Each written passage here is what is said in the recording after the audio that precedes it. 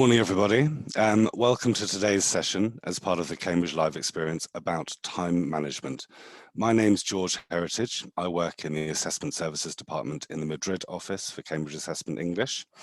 And presenting this session today, we have Olha Madulus, who has trained teachers in 72 countries around the world. She was hoping to hit 100 at some point soon, but does fear that this may have been delayed by the current situation. She does need to set foot in the country for it to count.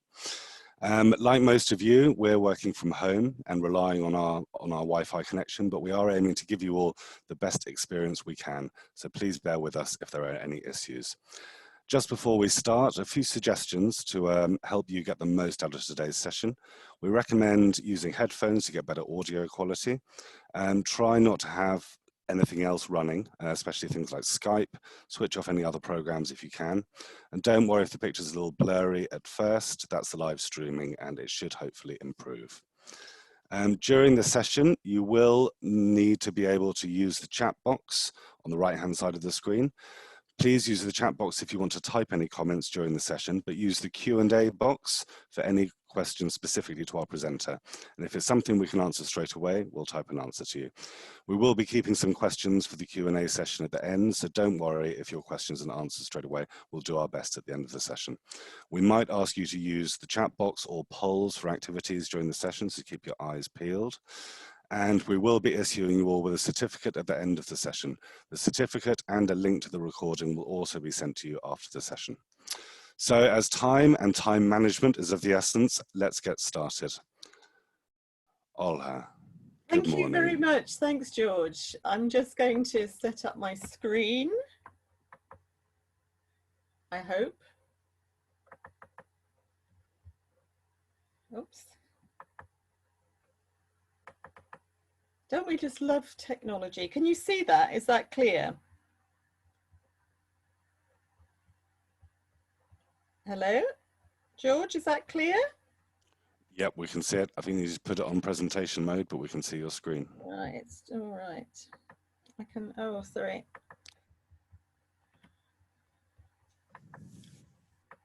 Yay! Okay, I'm fingers crossed this is all going to work. Good morning, good afternoon, good evening, and somebody is watching in Costa Rica where it's 2 a.m. So I think you deserve a medal for that. So it's wonderful to be here, to be part of the Cambridge Live experience, and it is certainly an adventure for all of us to be working online as this is. And as George said, I was hoping to get to a few more countries this year, but it's so exciting to see in the chat box all the different countries that you are in and where you're participating. So welcome and thank you for joining me this morning here. I'm in London, by the way. Okay, so let me begin, and I'm going to be talking about time, so it's time to start. And I'm also thinking very much of very practical suggestions for teachers, because as a teacher myself, I want my life to be easier. Let's start with a quiz question. And here's a quiz question for you all. As George said, I've worked in many, many different countries. And what is very, very interesting is that throughout these countries, when I ask teachers, what's your biggest problem? What's your biggest complaint? I wonder if you can guess what it is. And it always starts with, I don't have enough. Can you guess what this is? Yep, that's the answer. I don't have enough time. And this is university. No teacher has ever said anything else to me. Olha, yes? Sorry, you're not on presentation mode. You just click on slideshow. Sorry. Yeah. Well, I've started from the beginning. Is that not presentation mode? Let's wait a second. It should pop up, hopefully.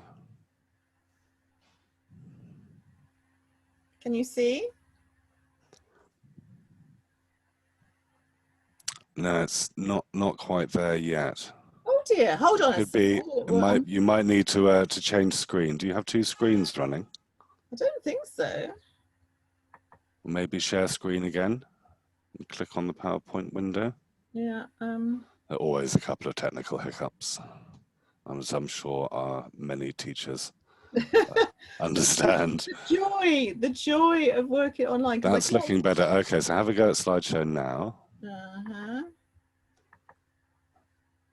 Any better? No, maybe click on the protected view at the top. Click the little cross at the right hand side of the yellow bar. Don't have a yellow bar. Okay, and then from beginning again. Let's see how that works. You see that protected view? Be careful. I think at the end of that, if you click on where it says enable editing, click on the right hand side of that. Right. Oh yes. That might solve it. Oh no, it's now disappeared. Yeah, let's do it again. Oh, we'll get there in the end. Okay, and now try slideshow again. Yes. Yay! Well done. I hope nobody's fallen asleep in the meantime. Okay, let me get a move on then. Thank you, George. Thank you. Okay, so this is the complaint that teachers have all around the world. And one of the reasons we're having this complaint a lot at the moment is because it's very time consuming to do new things. But what I would like to you to think about is, where does your time go? What are you doing that is so time consuming? Apart from teaching, what I have got really annoyed with over the years, and I've been teaching for 40 years, is when people say to me, oh, you have such an easy job because you only teach like 20 hours a week. 20 hours, whoa, you're on holiday. But actually, our time goes in so many different ways. I'm sure you can put your hands up or you can agree to this. There's a lot of planning that's involved. Finding material, finding other material. I love to do games and activities with my students, so I'm always looking for more material. If you work with younger learners, quite often, as you might see here in the background, making materials, making things for the classroom. Oh, marking. I just remember going home every night from when I worked in a secondary school with a box full of exercise books that needed marking. Keeping records. Record keeping has become a huge issue, particularly in state schools over the years, that we are very answerable to everybody. So we have to keep lots and lots of records. Talking to students outside the classroom, coaching them, mentoring them, being part of their lives. Parents' meetings, I'm sure a lot of you do parents' meetings.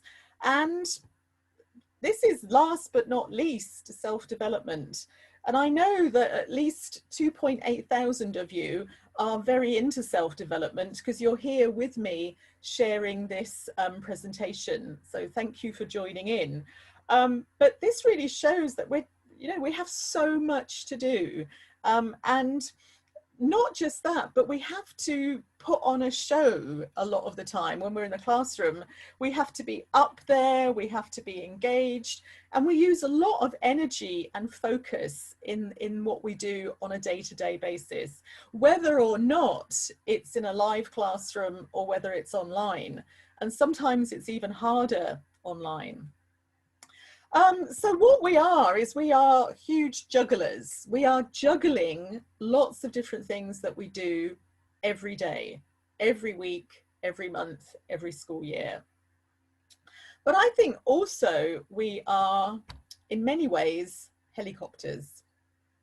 I don't know if you've ever come across this expression, helicopter parents. Have you come across this?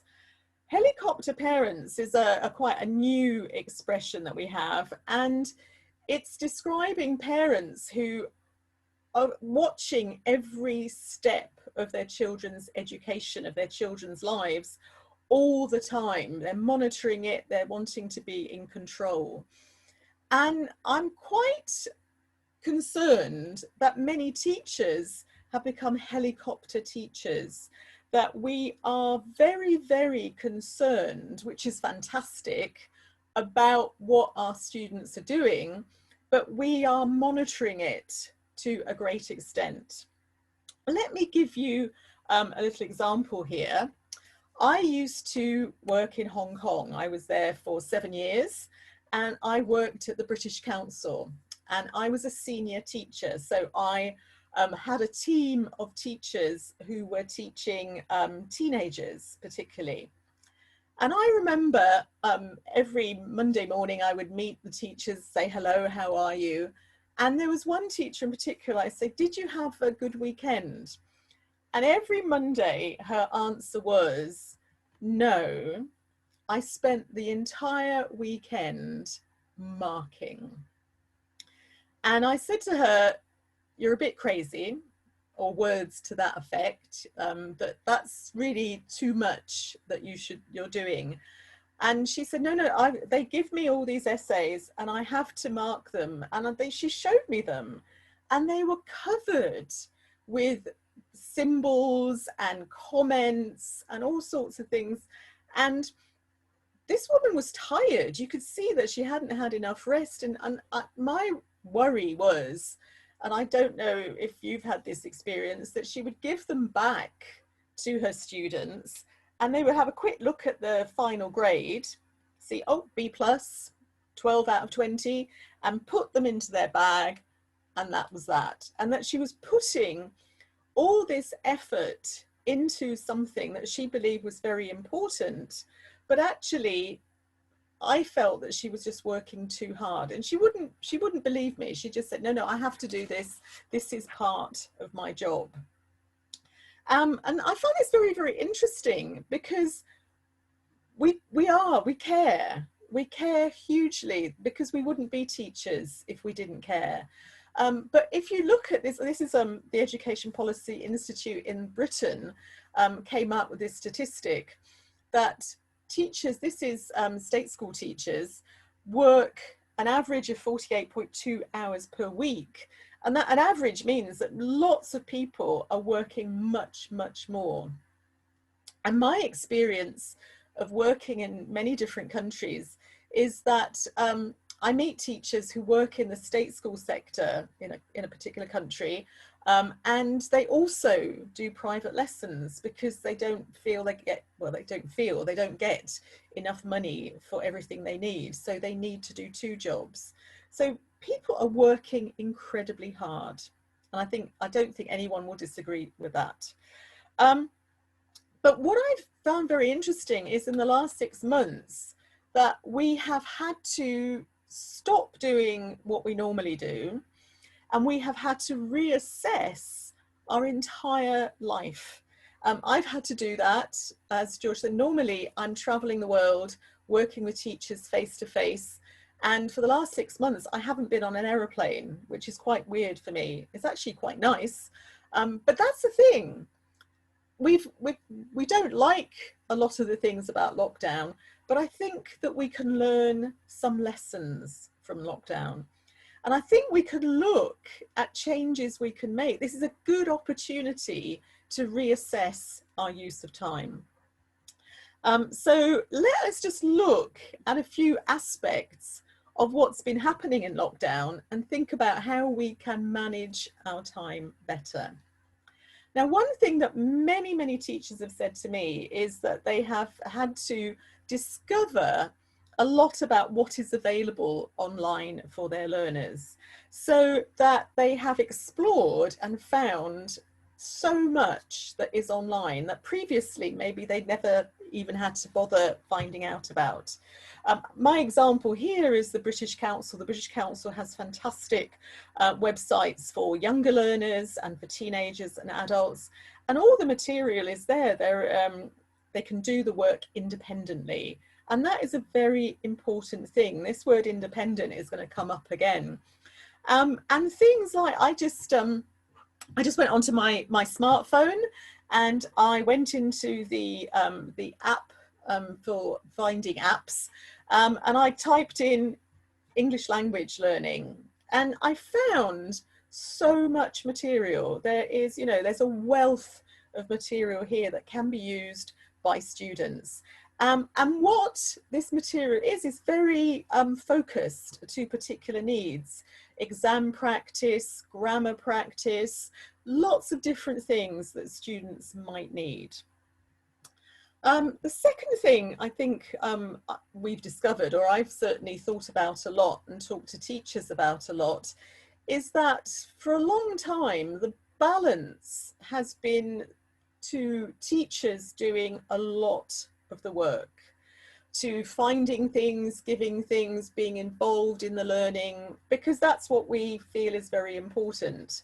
But what we may have discovered, and hopefully you've discovered, is that students can actually do a lot of things on their own. They don't need helicopter teachers to be constantly hovering over them. So let me give you an example of this. A sort of typical example from a course book, and I'm sure most of you use course books, is that we would work through a course book in class, that we would ask the students maybe to work in pairs or groups to go through activities in class. And then we would check that material, go through it, and it's quite a labour-intensive approach to this, and it does take quite a bit of time. But what we have discovered is actually the students can do a lot of this on their own, and we can spend more time with them just checking things, going through things if it's necessary. So for example, checking answers with students in class, which is very often the first, I don't know, half an hour of a lesson, which may only be 50 minutes long, takes a lot of time. But marking can be done by students on their own. We can give them the answers, post the answers, they can do this on their own. And I think what we've also discovered is what's missing when we're not in the classroom. What is it about the classroom that's necessary for students? Why do they need to be together? Because a lot of things they can do independently.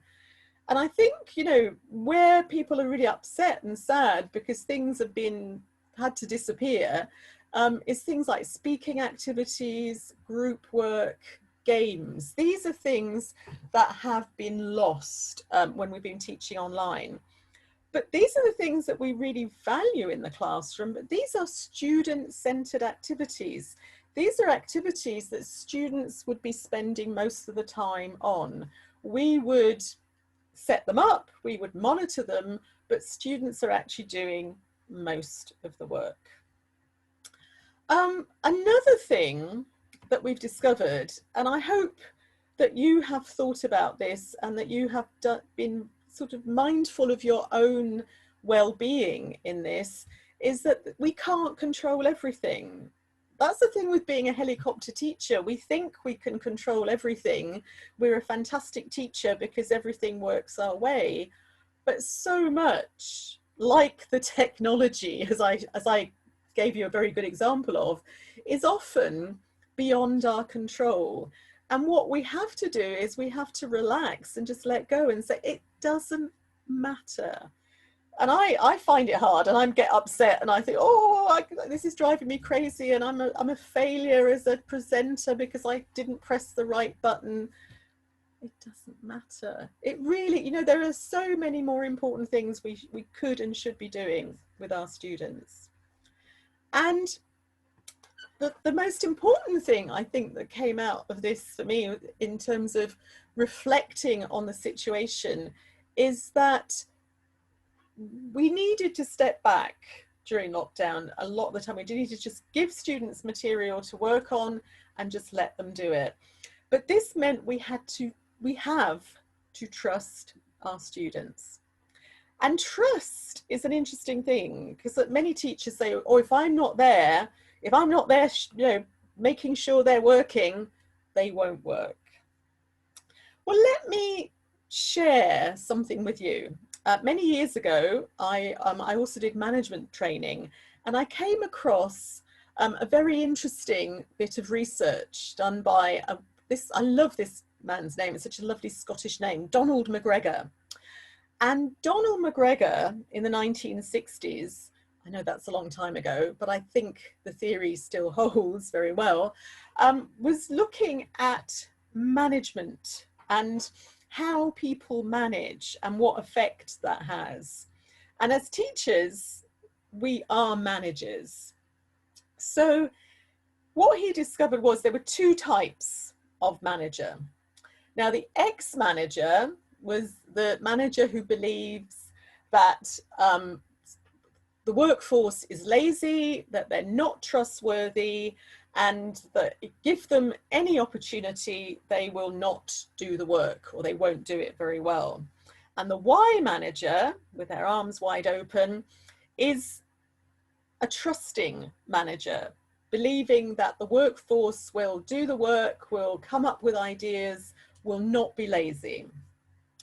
And what his research showed is that this was a self-fulfilling prophecy in many ways, that the behavior of the ex-manager created the environment for people to be lazy and not respond. And the behavior and attitude of the Y manager created an environment where people wanted to have responsibility and wanted to have some freedom. And I see a very direct parallel to teachers, that we may not trust students, oh, they're going to be lazy, they're going to be naughty, and then we become these helicopter teachers. But actually, we need to let go and give them more independence and autonomy. And I'm just going to give you one example of this. Very often with students, I would say you get to the activity book and there are 4 or 5 exercises you haven't covered. And so for homework, I don't choose which ones they should do. I say, well, you choose 1 or 2 to do. You decide. And they'll say, but we don't know. I say, no, you decide which one you want to do, you think is important to do, you'd like to do. And something very, very interesting happens. Very often, what do you think? They do nothing? They do all of them. And this is really, really interesting, because given the choice to be responsible, very often students are responsible. But it is a habit they need to get into as well. And I love this definition of autonomy, because we're always talking about wanting our students to become autonomous learners, autonomous global citizens. And this is what we want them to be responsible, working on their own, working in groups. But are we giving them enough opportunity to do that? And all these things are part of autonomy. I'll just pop them all up. These are all aspects of this. So giving them the space to do that, to say, well, what do you want to achieve? How do you think you're doing? What help do you want from me? Rather than trying to give them lots and lots of help, saying, okay, what would you like from me? What guidance would you like from me? And developing this over time, which means more of the learning is taking place and less of the kind of technical teaching that we think is so important, because what we want them to do is learn. So I think it really is very, very important to step back. Another thing we have to be aware of also is that there is a gap between students. There is no such thing as a class of students all at the same level with the same ability. And in this horrible situation, the gap has widened between students. And never has there been more need for personalization in learning, where students can do different things that they need to do, like using those apps I mentioned before. So I think allowing students to do things on their own, to be more autonomous, is helpful for them to develop the skills that they need to develop. So let's just think of some practical aspects of moving forward in terms of managing your time. So top tips from Olha. So one thing, you need to believe that change needs to take place. You need to accept that you can't run dry. You can't let all your batteries run dry, and that it's not just about you, that actually stepping back a bit is good for your students. So being active or reactive or proactive is important. I found this lovely quote from Abraham Lincoln about the need for preparation, the need to plan how you're moving forward. So planning ahead is really important. So reassessing your strategies. So when you're planning your lessons, what kind of things could you be considering? So I think one thing to think about is, okay, what could students do on their own? What don't I have to do? What would be really good for them to do on their own? What do I really need the classroom for? Whether it's a real live classroom or an online classroom, is this time being well spent? Is it something that they need to be doing? Also, what can they choose to do? Giving them choices is really important. And thinking about how they benefit from working alone, thinking about all the things that they will develop, because you need to share this with the students. The students need to be part of a conversation here. So it's a lot about reassessing, and how do I guide them? Sorry. It's a lot about reassessing our role as a teacher. When I was looking for an image of a teacher, it was interesting that the one that I found was a teacher at the board conducting the lesson, being in charge. But what, do we really want to do that? Or do we want to be facilitating the learners, helping them to take charge, to do more, guiding them?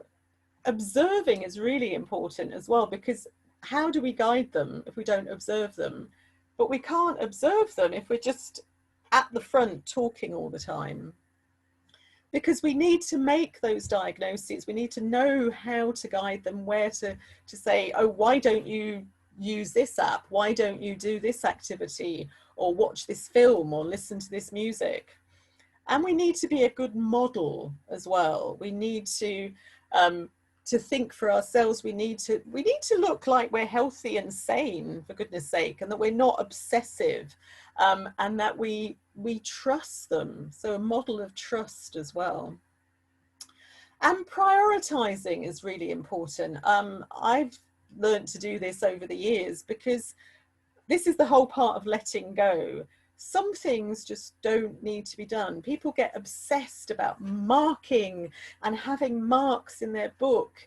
But is that the priority? Einstein said, not everything that counts can be counted, and not everything that is counted counts. So is it important to have lots of numbers, or are other things important? So we need to be realistic. Just a little word about organisation, because in terms of time management, I think it's really important. I think we need to think about how our space around us helps us to manage time.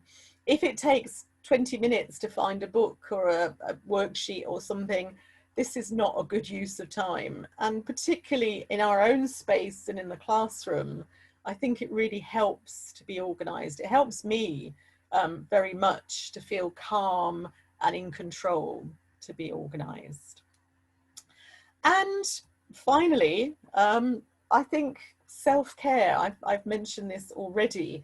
Self-care is very, very important, that we need to look after ourselves, because that is a really good model for our learners, that they see that this is all very important, that we're getting enough sleep, we're looking healthy and happy, and we're enjoying what we do. And I think, you know, everybody here, please take care of yourselves, give yourselves that time to recover, because we can't think if we're tired. How can we learn if we're tired and stressed? And I'm going to give you a lovely quote that I found, because I just love this quote about time. The bad news is time flies.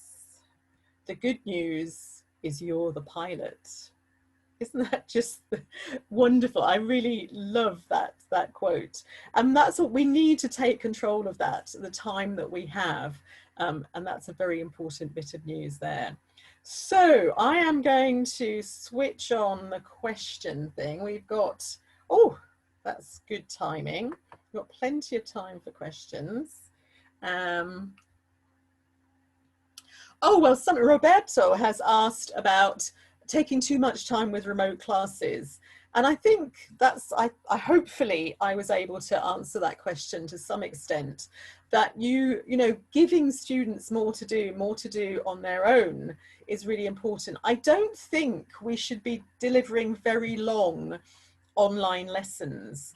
I don't know about you, but me talking to you for 25 minutes, that's quite a lot. I mean, I'm quite exhausting, but I would imagine that, you know, for students who are doing not just lessons with you, but doing lots of online lessons, quality, not quantity. One of the things that I think you need to consider if you're going to be doing online lessons still in the future is maybe giving less class time, but more one-to-one tutoring with students to see what they're doing, how they're coping, because that is a very good use of time. Somebody's saying they can never cover everything they need to cover. Well, this I think is quality over quantity.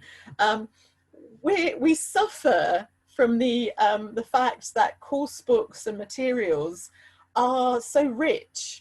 I know when I started teaching, as I say, about 40 years ago, you know, we had a course book, but now we have a course book, a student's book, an activity book, DVDs, online resources. We can't do it all. Nobody is expecting you to do it all. We need to be selective. And that is, you know, a matter of choosing what needs to be done and avoiding this sense of, you know, I'm only a good teacher if I cover everything. No, you're a good teacher if you don't cover everything. You allow time. I'm just reading these questions. How much? We have a good one here, Ola. Any advice on catering for different learning curves, different students at different stages in the same class? That old chestnut. Well, I mean, I hope I've kind of covered that in a way. There's, I mean, the two-prong approach to this. Number one is, you know, giving them things to do separately. They don't have to do the same thing. So if some students need more work on the grammar, they do more work on the grammar. If some students are zooming ahead, give them stuff that's more challenging. But that's why I suggested, you know, spending the time online with either a small group of students or individual students to address their particular issues. This kind of mentoring, coaching approach, I think, and that doesn't have to be a long time, you know, 10 minutes every other week or whatever.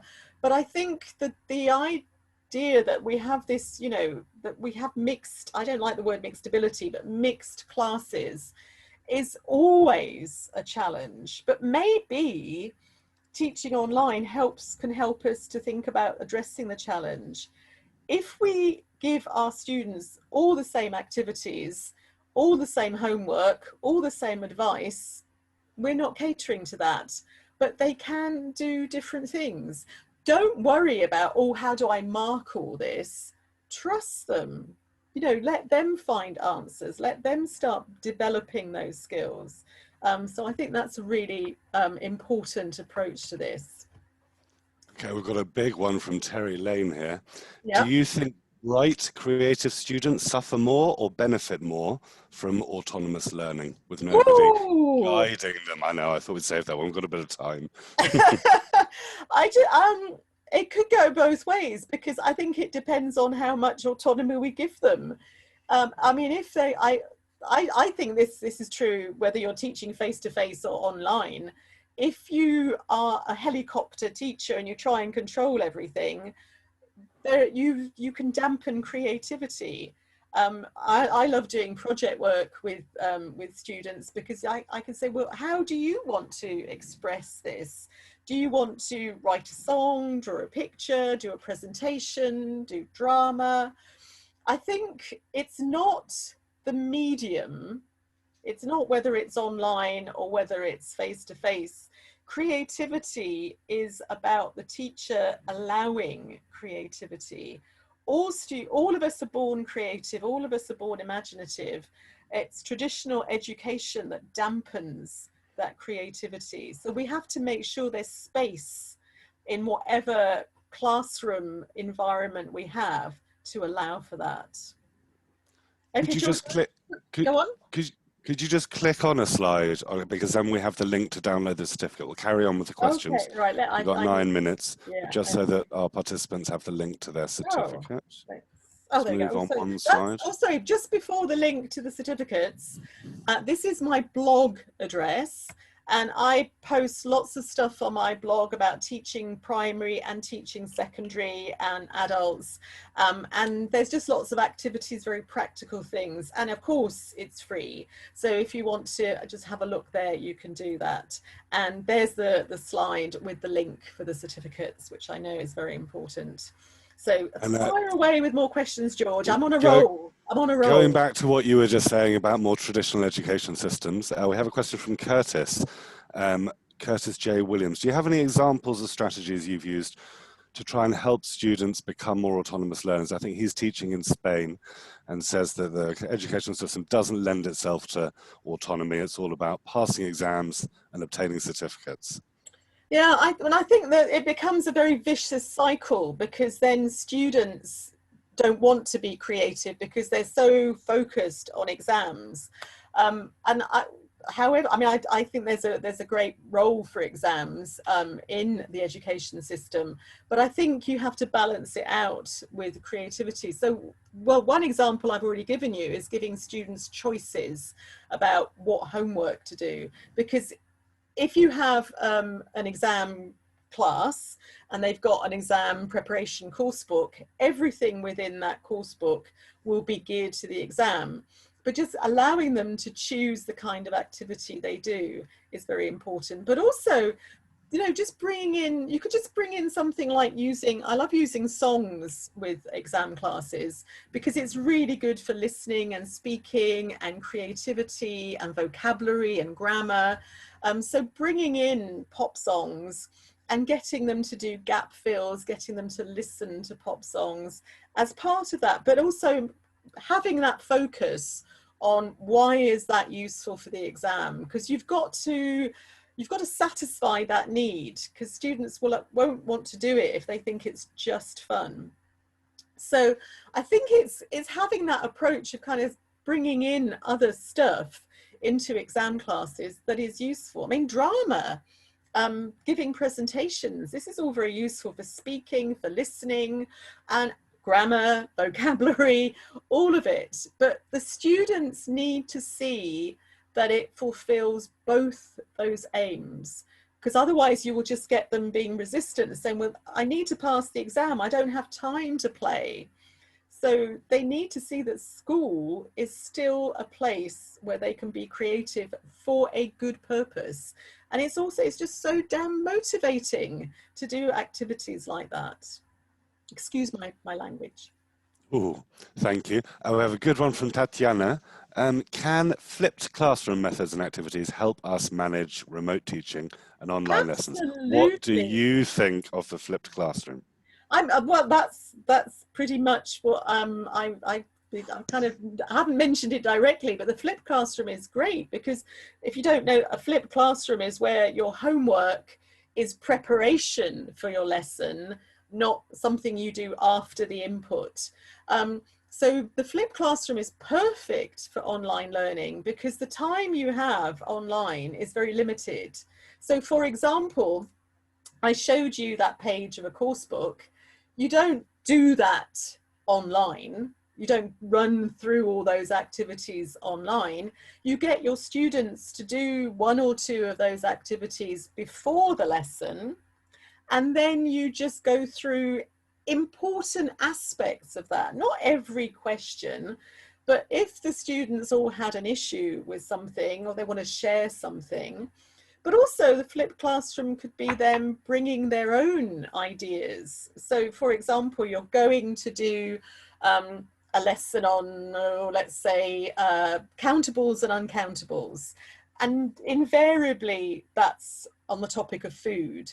So you could ask students to present just for a few minutes something about their favorite food, something about, you know, the food that they have in their home at the moment. Somebody could have a preparation on the rules of countables and uncountables.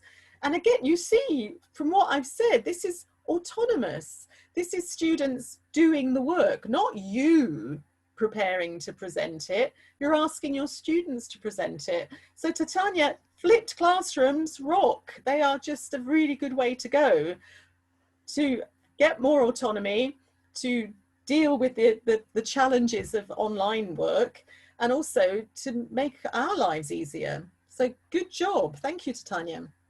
Now we have a lovely comment from Vesna Stefanov saying, my view is we should prepare activities that are student-centered and flexible.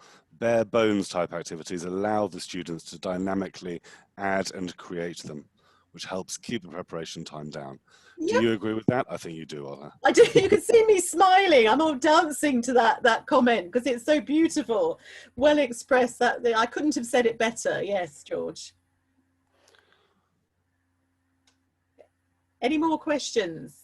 We have a few about ideal time limit for online classes. Do you have any views on that? Oh, well, It's a tricky one. I think it's a tricky one, but I would say from your own experience, you know, you've listened to me for, you know, half an hour. Me just talking at you for half an hour is pretty quite dire, you know, it's too much. But also the fact that we're not the only teacher teaching online. So I would say keep them short. You know, it depends. You might be teaching primary, you might be teaching at university level, lots of things depend, but I would just definitely keep it short. I think, you know, around 30 minutes for actually bringing the whole class together would suit me, would be enough for me, because I want the students to be working on their own. And also, I think it is a very artificial environment for a lesson.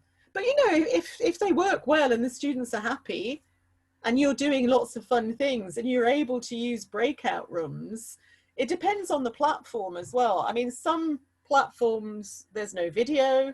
Some platforms you can have breakout rooms. You know, how long is a piece of string? It depends. Everything is, you know, very, as that person said earlier, we need to be flexible. Okay, and time for one more, I think, Olha. This will probably pop up quite a lot over the next 3 days.